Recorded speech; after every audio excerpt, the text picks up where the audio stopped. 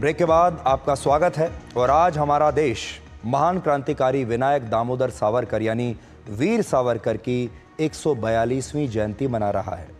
वीर सावरकर पर लगातार ये आरोप लगते रहे हैं कि उन्होंने अंग्रेज़ों को दया याचिकाएं भेजी थी, अंग्रेज़ों से माफ़ी मांगी थी और कुछ नेता और लोग इसके लिए आजकल उनकी आलोचना भी करते हैं।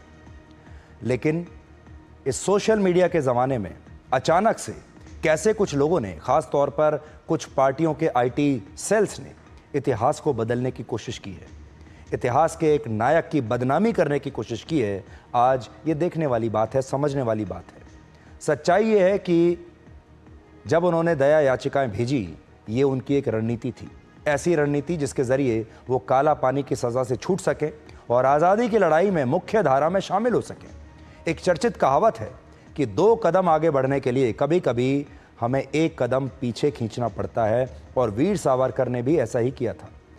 आज सुप्रीम कोर्ट ने भी राहुल गांधी के हाल ही के एक बयान को गलत ठहराया है, जिसमें उन्होंने वीर सावरकर को ब्रिटिश साम्राज्य से पेंशन लेने वाला बताया था। सुप्रीम कोर्ट ने फटकार लगाई है और कहा है राहुल गांधी से कि उनकी दादी पूर्व प्रधानमंत्री इंदिरा गांधी द्वारा दिए गए सम्मान को उन्हें याद रखना चाहिए। इंदिरा गांधी ने तो उनका सम्मान किया था।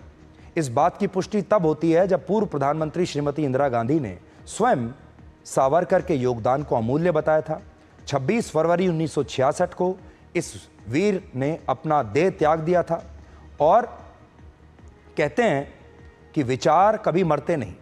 विनायक दामोदर सावरकर सिर्फ एक नाम नहीं है, बल्कि आज़ादी के लिए जलती हुई उस लौ का प्रतीक थे, जिसने अंधकार में रहकर भी देशभक्ति की रोशनी को फैलाया। अब वेव्स ओटीटी प्लेटफॉर्म पर भी अंग्रेजी और मराठी में आप इस महान स्वतंत्रता संग्राम के सेनानी के जीवन से जुड़ी उनकी प्रेरणादायक यात्रा को एक डॉक्यूमेंट्री के जरिए देख सकते हैं। इसलिए उसका एक अंश आपको दिखाते हैं और ये डॉक्यूमेंट्री आप वेव्स पर देख पाएंगे।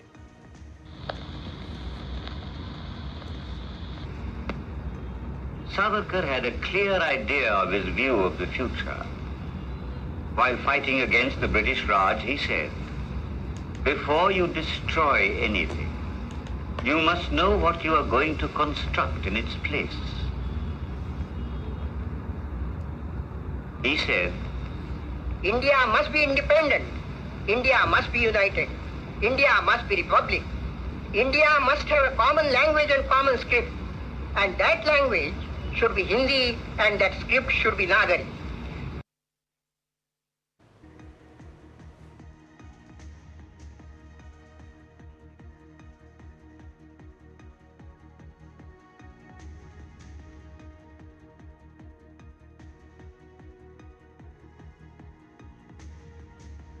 तो ये डॉक्यूमेंट्री आप वेव्स पर देख सकते हैं।